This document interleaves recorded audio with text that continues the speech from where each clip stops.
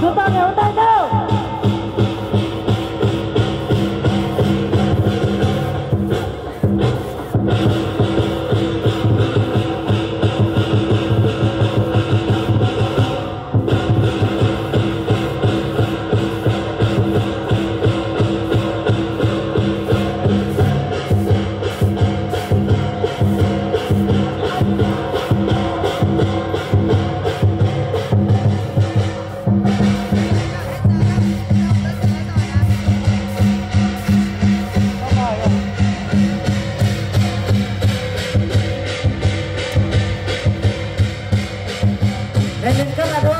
Còn 20 giây nữa thôi. Và thưa bà con, mà chúng ta không thể bỏ cái trò chơi này ạ. Và đây sẽ là cơ hội để chúng ta tìm cho con trai mình để có những con dâu để trở về nấu những bữa sáng thật ngon cho mình ạ. Và các bạn muốn là được một người mẹ thì phải trải qua bước này ạ.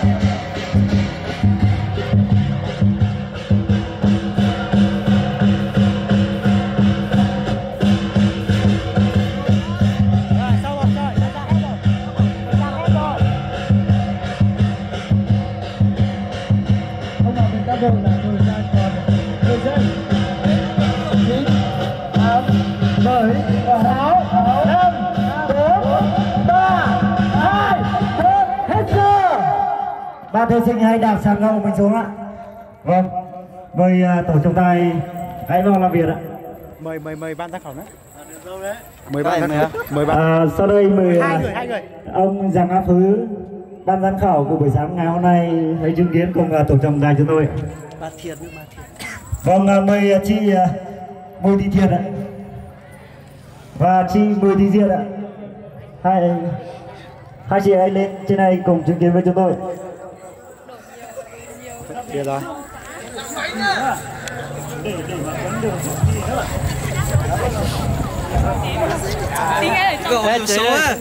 Đây chân đây rồi. Cậu mẹ một level cưới đâu nó sẽ không nhờ cho ban giám khảo đánh giá nào. Mà mẹ chỉ tìm một level cưới cho thôi. Nhưng kiểu cho xuyên chấp không sao, cái này không sao. Mà hay bị bế ra ngoài thôi cho ban giám khảo. Xe này nhiều hơn.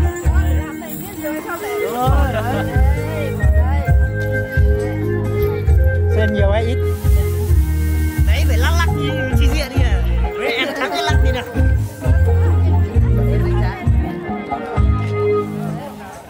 Anh Tông ơi, mình cứ đi theo thứ tự lần lượt một đi anh xe. Chấn điện nha, chấn điện nha. Này sau đây xin mời các đồng chí ban giám khảo và tổ trọng tài chấm điểm cho người thi thứ nhất ạ.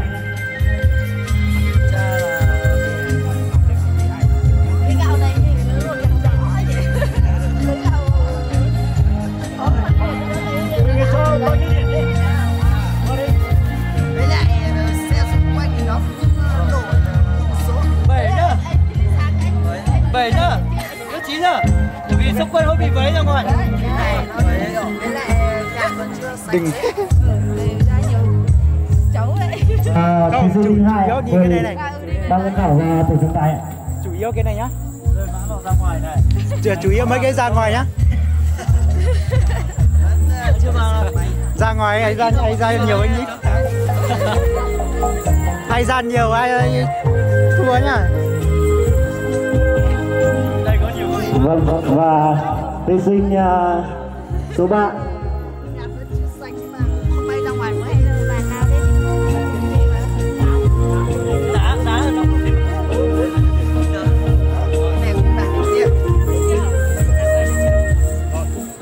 phải nhá. Không.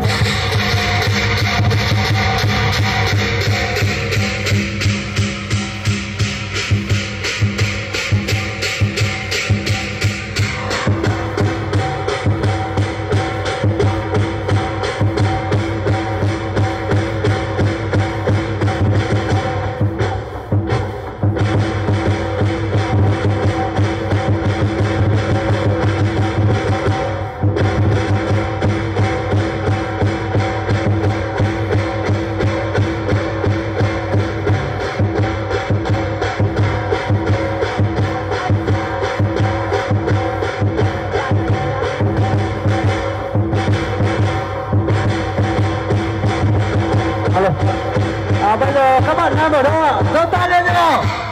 Các bạn nam ơi! Nam ơi và các bạn muốn chọn vợ thì nhìn lên trên này nhá.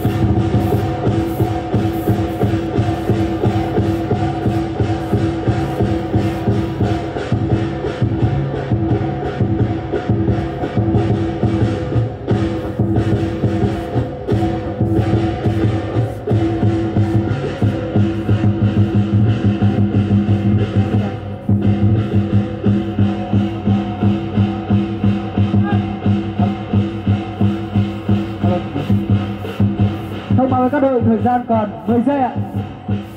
9, 10, 9, 8, 7, 6, 5, 4, 3, 2, 1, hết giờ. Vâng, các thí sinh của chúng ta rất xuất sắc và đã xong phần thi của mình từ trước khi thời gian kết thúc ạ.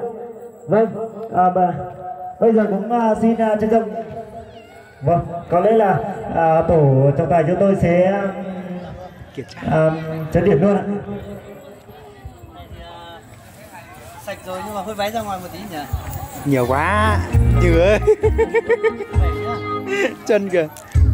Vâng, trong khi đang chờ tổ trọng tài đang chấm thì xin trân trọng kính mời bà con chúng ta hãy lên để đăng ký tham gia trò chơi này cùng với các thầy.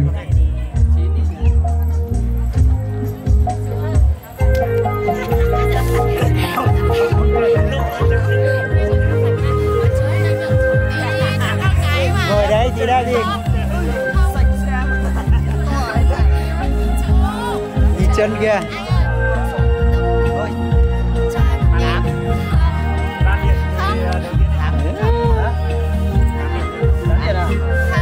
Nhìn chân kìa. Không chơi hố lộ nhá. Không chơi hố lộ.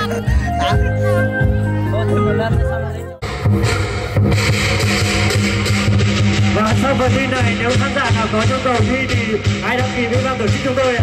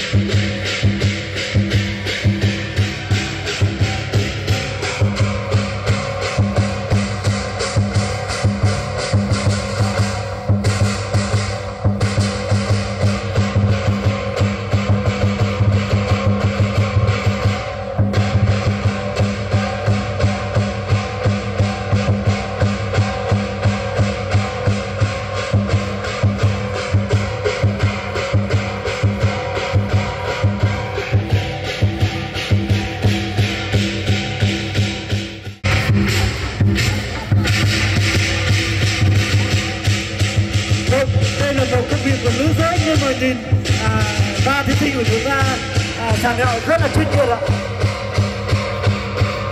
Sàng như kiểu con gái sàng nhạo ạ. Thôi nhưng tôi thấy thì các dê này còn biết lắc lắc nữa cơ ạ. Vâng, như quý vị là chúng ta đã đang theo dõi thì đúng là máy bay khó khăn ạ. Ở trên sân khấu hiện tại đang rất là mục mịt luôn.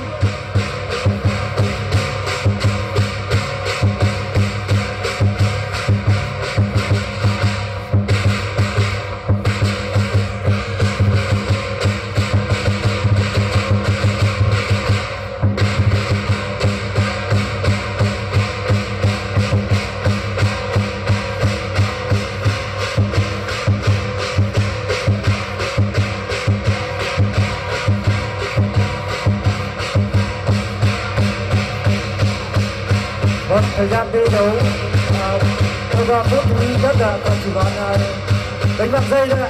Các bác hãy khẩn trương và phân tranh để hoàn thành xuất sắc nhất phần thi của mình ạ.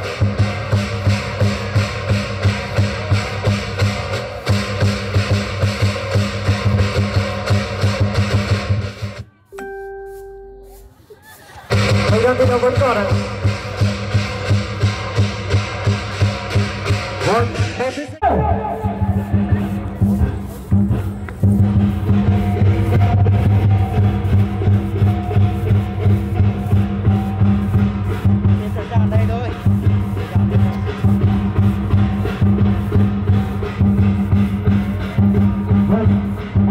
Về sự khác hơn bàn dòng kiểu kỹ thuật khác hơn ạ. Có người chọn siêu và một người chỉ chọn cái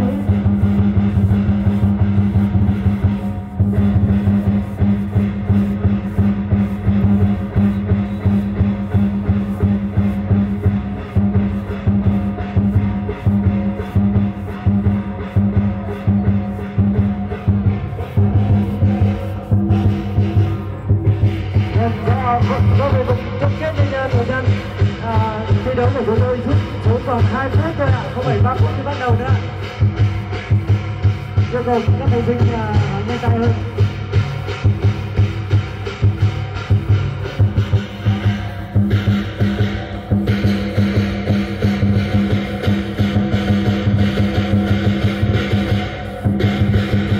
Vâng, đây mới là các thầy về đảm đang và chuyên nghiệp.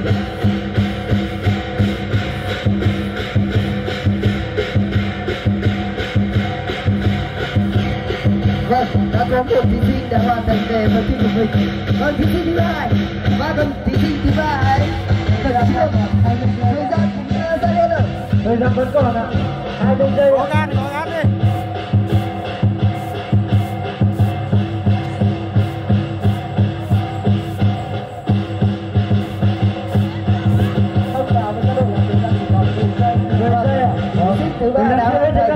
Các thí sinh của chúng ta đã thi hết ạ. Vâng. Sau đây xin trân trọng kính mời tất cả bà con cô bác và vị đại biểu chúng ta cho một tràng vỗ tay thật to cho hai đội ạ. Vâng, bây giờ đến bắt đầu nha. 2, 1, bắt đầu.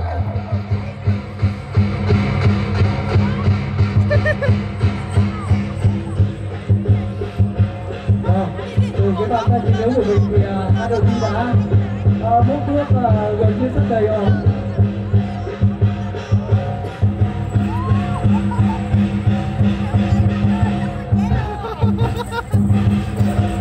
Như hồ sơ đã quy định thì các bạn không được để nước mới ra ngoài nhiều nữa. Các bạn để nước mới ra ngoài nhiều các bạn sẽ bị trừ điểm.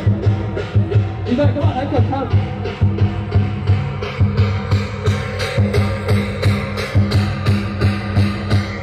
Và khán giả chúng ta hãy thưởng với nhiệt tình tất cả.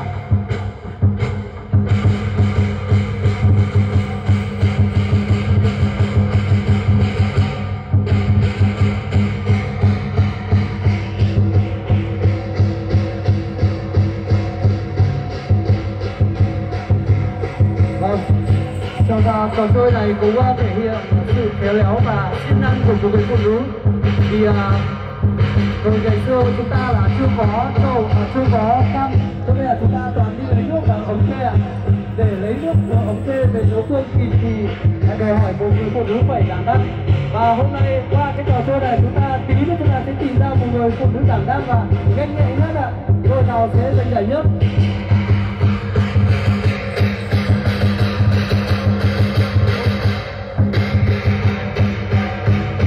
Để ý thời gian.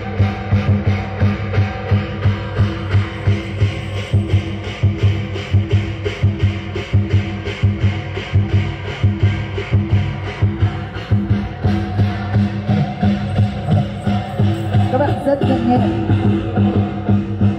Hãy khẩn trương xem đôi bên nào sẽ giành chiến thắng trong cái cuộc trò chơi này. Chào em rồi. Vâng, thời gian chỉ đúng 80 phút nữa là hết thời gian.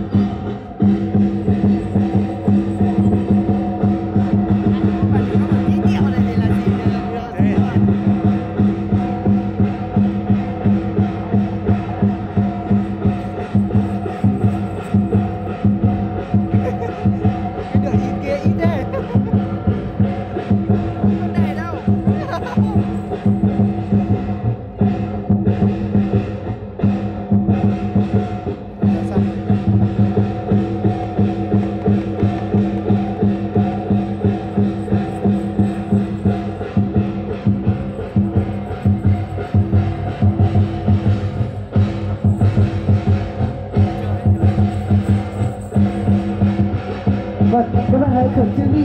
Thời gian được tính bằng giây cho các bạn đây ạ. Thời gian còn 5 giây. 5 4 3 2 1 hết giờ. Ai chọn?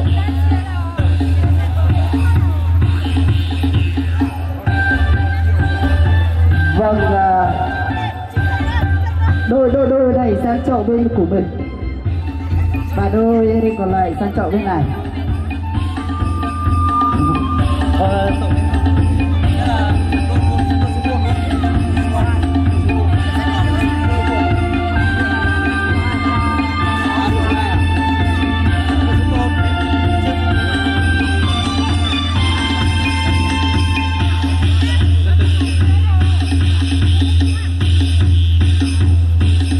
Vâng, theo như chấm điểm của ban giám khảo và quan sát, và đội có nước được nhiều nhất đó là đội số 1. Chúng ta cho một tràng vỗ tay thật to nào. Vâng, và đội số 1 là đội bên này đã giành chiến thắng trong phần thi lượt đầu tiên.